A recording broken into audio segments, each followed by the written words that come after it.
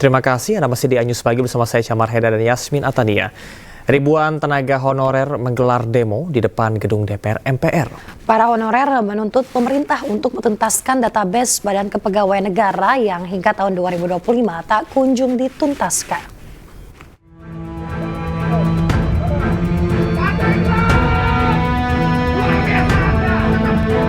Sejak Senin pagi, Aliansi Honorer melakukan aksi unjuk rasa dan orasi di depan gedung DPR MPR Jakarta. Masa honorer yang lengkap dengan atribut aksi ini mendesak pemerintah untuk menuntaskan data BKN atau data para honorer.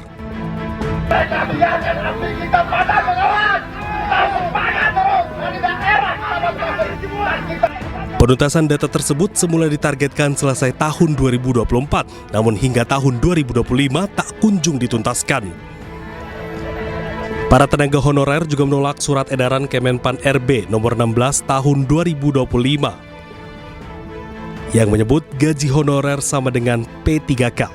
Teman-teman itu Mbak, ada yang 18 tahun, 20 tahun, 30 tahun honornya 250.000. Kan begitu, maka kami sepakat pergerakan aksi ini satu, untuk mengawal Undang-Undang nomor 20 tahun 2023. Kita tolak edaran Kemenpan RB nomor 16 tahun 2025. Karena itu bukan solusi, karena itu bukan jawaban. Kami hanya minta kepastian sesuai dengan amanah undang-undang. Yang datang ke sini bukan berarti kami menginginkan apa-apa. Kami hanya meminta janji sesuai undang-undang. Mohon izin Pak Prabowo, Bapak Presiden yang terhormat, Bapak sudah menyampaikan, sudah tersebar luas di media, semua mendengarkan. Bapak mengatakan untuk mengangkat semua honorer. Maka kami juga meminta kepastian hukum sesuai dengan amanah Undang-Undang nomor 20 tahun 2023. Tapi jangan jawab itu dengan edaran Kemenpan RB nomor 16 tahun 2025, Pak. Kami ini tuntaskan. Setelah itu terserah negara mau membuka CPNS seperti apa, terserah, supaya kami tidak menumpuk. Masa berharap pemerintah memperhatikan kesejahteraan honorer yang kerap diabaikan hingga berpuluh-puluh tahun. Dari Jakarta Pusat, Rani Sanjaya, iNews melaporkan. Pemirsa, bocah perempuan berusia 7 tahun hilang diterkam buaya di Pangkal Pinang, Bangka Belitung. Warga sempat melihat buaya menyeret korban ke air.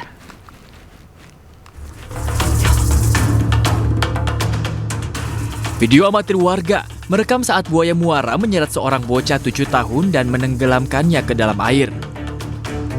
Kejadian ini terjadi di perairan Muara Pangkal Balam, Kota Pangkal Pinang, Provinsi Kepulauan Bangka Belitung. Peristiwa naas itu terjadi saat korban pergi memancing bersama kakaknya di sekitar lokasi kejadian. Saat korban sedang asik bermain di pinggir sungai, tiba-tiba seekor buaya langsung menerkam dan menyeretnya ke dalam air. Setelah mendapat laporan keluarga korban, tim SAR gabungan langsung mencari korban. Beberapa kali korban masih di mulut buaya dan sempat terlepas, namun kembali diterkam kembali dan itu menjadi sangat sulit untuk kita lakukan evakuasi. Hingga kini tim gabungan masih melakukan pencarian terhadap korban dengan mengerahkan kapal dan perahu karet. Dari Pangkal Pinang, Bangka Belitung, Haryanto, iNews melaporkan. Ombudsman Republik Indonesia merilis hasil investigasi atas prakarsa sendiri terkait dengan polemik pagar laut yang terjadi di Kabupaten Tangerang, Banten. Temuan investigasi Ombudsman dari adanya pagar laut, yakni kerugian nelayan yang mencapai 24 miliar rupiah, penguasaan ruang laut hingga unsur pidana. Ombudsman mendapatkan informasi 28 November dan 2 Desember 2024 terkait dengan keberadaan pagar laut yang merugikan para nelayan dari sisi perekonomian. Kepala Perwakilan Ombudsman Provinsi Banten dalam bentuk fungsi pengawasannya melakukan investigasi sejak 19 Desember 2024. Pihaknya telah menemukan kerugian nelayan sebesar 24 miliar rupiah. Terdapat indikasi adanya penguasaan ruang laut sebesar 370 hektar di Kohort Tangerang. 263 bidang telah terbit dan 50 bidang telah dicabut melalui mekanisme Contractius Actus dan terdapat upaya pengajuan seluas 1.415 dari 16 desa di 6 kecamatan. Ombudsman juga mendapati unsur pidana terkait dengan pagar laut, yakni pagar yang tak berizin, potensi dampak lingkungan yang mengganggu ketertiban umum, merugikan masyarakat, upaya penguasaan ruang laut, serta peredaran 2 surat diduga palsu. Pertama adalah kami menyatakan bahwa memang ada maladministrasi. Kami mengapresiasi upaya yang sudah dilakukan DKP di saat mendapatkan laporan masyarakat, langsung melakukan kunjungan lapangan, melakukan penghentian di saat panjangnya masih 10 km, berkoordinasi dengan KKP, ya, tapi membutuhkan waktu yang cukup lama sampai dengan 22 Januari kemarin baru melakukan pembongkaran. Kita meyakini ada indikasi yang kuat bahwa keberadaan pagar laut ini adalah dalam rangka upaya menguasai ruang laut. Ya. Adanya dokumen yang menunjukkan adanya permintaan atau upaya penguasaan ruang laut di mana 370 hektar awalnya diajukan di daerah Kohon yang sebagian sudah terbit atau seluruhnya sudah terbit. Kami tidak bisa membandingkan dengan 263 bidang yang sudah terbit dan 50 yang sudah dicabut. Berdasarkan perhitungan kami, ya, minimal kerugian yang dialami oleh hampir 4.000 nelayan itu mencapai sekurang-kurangnya 24 miliar. Sekurang-kurangnya, karena ada berbagai asumsi itu dari jumlah bahan bakar yang bertambah antara 4 sampai 6 liter solar per hari, ya, lalu hasil tangkapan yang berkurang, ya, kerusakan kapal yang kita hitung adalah pada angka, sehingga minimal itu angkanya adalah 24 miliar sampai dengan dilakukannya pembongkaran. Pemirsa, Menteri Dalam Negeri Tito Karnavian mengungkapkan lebih dari 50% anggaran terdampak pemangkasan. Anggaran di Kemendagri bahkan mengalami efisiensi hingga 2,7 triliun rupiah. 267 setelah diefisiensi menjadi. Menteri Dalam Negeri Tito Karnavian menjalani rapat kerja bersama Komisi 2 DPR RI. Dalam rapat kerja disampaikan bahwa lebih dari 50% anggaran terdampak pemangkasan. Di Kementerian Dalam Negeri, efisiensinya adalah 2,7 triliun dari total semula pagu anggaran 4,7 triliun rupiah. Efisiensi lebih kurang mencapai 57,46%, sehingga sisa pagu Kemendagri sebesar 2 triliun lebih atau 42,54%. Kebijakan efisiensi ini sesuai instruksi Presiden Prabowo Subianto. Ada instruksi Presiden Republik Indonesia nomor 1 2005 tanggal 22 Januari tentang efisiensi belanja dalam pelaksanaan APBN dan APBD tahun anggaran 2025. Jadi APBN diperintahkan untuk melakukan efisiensi, demikian juga APBD. Khusus dan tidak lanjuti dengan lebih detail dengan surat Menteri Keuangan tanggal 24 Januari. Sesuai SK Menteri Keuangan, ada sejumlah item yang diefisiensikan, yaitu alat kantor 90%, seremonial 56%, rapat dan seminar 45%, kemudian kajian serta analisis 51,5%, diklat dan bimtek 29%, honor kegiatan dan jasa profesi 40%, serta belanja lainnya 59,1%. Dalam World Leader Summit on Children Rights, Presiden kelima Megawati Soekarno Putri bertemu dan berdiskusi singkat dengan Al Gore, wakil Presiden era Bill Clinton. Dalam kesempatan tersebut, Megawati sempat membahas kondisi terkini di Los Angeles pasca diterjang kebakaran hebat.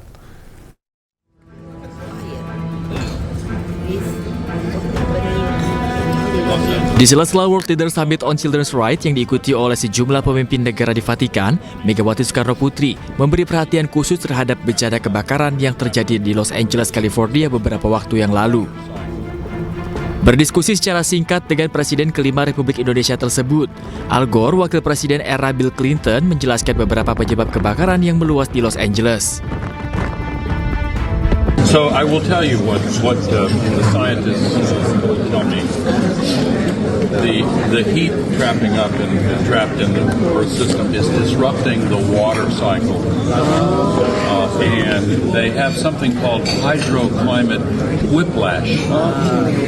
We had in Los Angeles had 2 extremely wet winters in a row that supercharged the vegetation, and then last March the rain stopped, and so they've had 10 months of drought, no rain, and so all the vegetation that grew out of control dried out and became fuel for the fires. Dalam kesempatan yang sama, Megawati turut mengimbau kepada BMKG untuk melakukan langkah-langkah antisipasi terhadap berbagai macam bencana yang mengancam di tanah air, termasuk kebakaran yang mungkin terjadi akibat perubahan iklim. Hal ini senada dengan apa yang disampaikan Megawati saat menjadi panelis di World Leader Summit on Children's Rights, yang juga menyinggung soal perubahan iklim yang mengancam kelangsungan hidup umat manusia dan bumi, terutama anak-anak. Dari Vatikan, Gede Satria, iNews melaporkan. Presiden Prabowo Subianto meminta kementerian, lembaga untuk efisiensi anggaran hingga 256,1 triliun.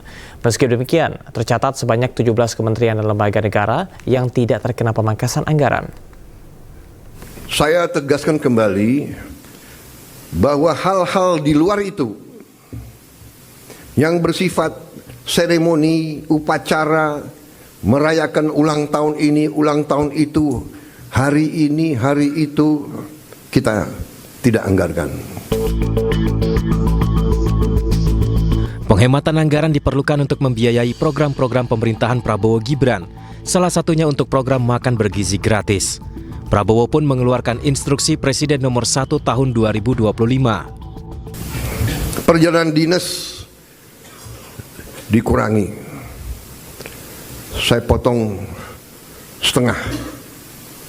Dengan setengah kita bisa menghemat 20 triliun lebih. Kalau kita hitung 20 triliun, berapa puluh ribu sekolah, gedung sekolah bisa kita perbaiki. Menteri Keuangan Sri Mulyani pun mengeluarkan surat instruksi untuk pemangkasan anggaran kementerian. Meski efisiensi gencar dilakukan di sejumlah kementerian, namun pemerintah pastikan tidak akan menyentuh belanja pegawai maupun bantuan sosial atau bansos. Saat ini bahkan kami melakukan lagi adjustment agar makin tajam. Berbagai penyesuaian anggaran di kementerian dan lembaga yang diinstruksikan oleh Bapak Presiden sedang berjalan. Tujuannya agar birokrasi makin efisien dan kegiatan serta penggunaan uang negara APBN betul-betul bisa langsung dinikmati masyarakat. Meski demikian, ada beberapa kementerian dan lembaga yang tidak kena pemangkasan anggaran. Tercatat ada 17 kementerian dan lembaga yang anggarannya tetap utuh di antaranya. Kementerian Koordinator Bidang Politik dan Keamanan dengan anggaran 268,2 miliar rupiah. Kementerian Pertahanan memiliki anggaran 166,2 triliun rupiah. Kementerian Ekonomi Kreatif, Badan Ekonomi Kreatif dengan anggaran 279,6 miliar rupiah. Majelis Permusyawaratan Rakyat atau MPR memiliki anggaran 969,2 miliar rupiah. Dewan Perwakilan Rakyat atau DPR dengan anggaran 6,6 triliun rupiah.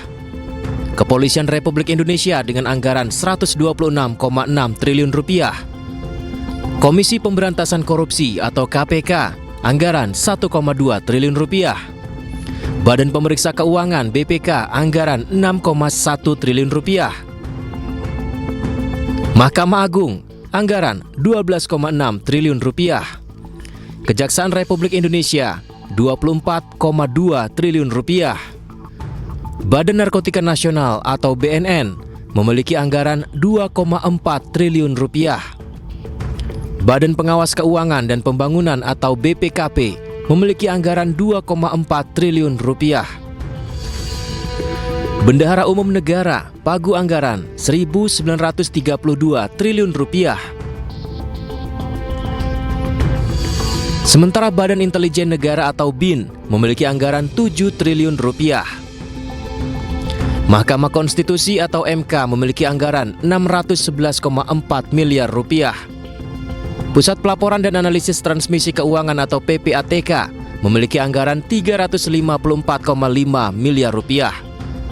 Dan terakhir, Badan Gizi Nasional memiliki anggaran 71 triliun rupiah. Pemerintah juga telah menyiapkan anggaran sebesar 144,6 triliun.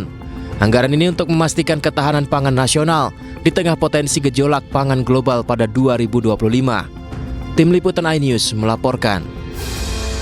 Menteri Pertahanan Prancis pemirsa Sébastien Lecornu bertemu dengan Presiden Prabowo Subianto di Hambalang, Bogor, Jawa Barat. Pertemuan ini membahas tantangan geostrategis dan juga hubungan pertahanan bilateral antara Indonesia dan juga Prancis.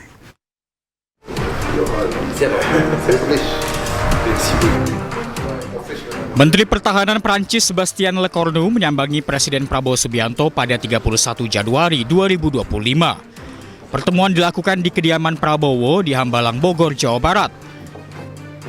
Lecornu mengatakan pertemuan itu untuk menjaga hubungan bilateral yang kuat antara Indonesia dan Prancis yang peringatan ke-75 tahunnya akan dirayakan pada tahun ini. Dalam pertemuan itu, Menteri Pertahanan Prancis juga memberikan kenang-kenangan sebuah helm pilot tempur Angkatan Udara Prancis berwarna hitam bertuliskan nama Prabowo Subianto. Diketahui hubungan bilateral Indonesia-Prancis di bidang pertahanan meliputi kerjasama pengadaan alutsista, transfer teknologi, serta pengembangan industri pertahanan. Beberapa kerjasama Indonesia-Prancis diantaranya menandatangani Defense Cooperation Agreement pada 2020, pembelian pesawat tempur Rafale, sampai kerjasama bidang intelijen, pelatihan militer, dan pemberantasan terorisme.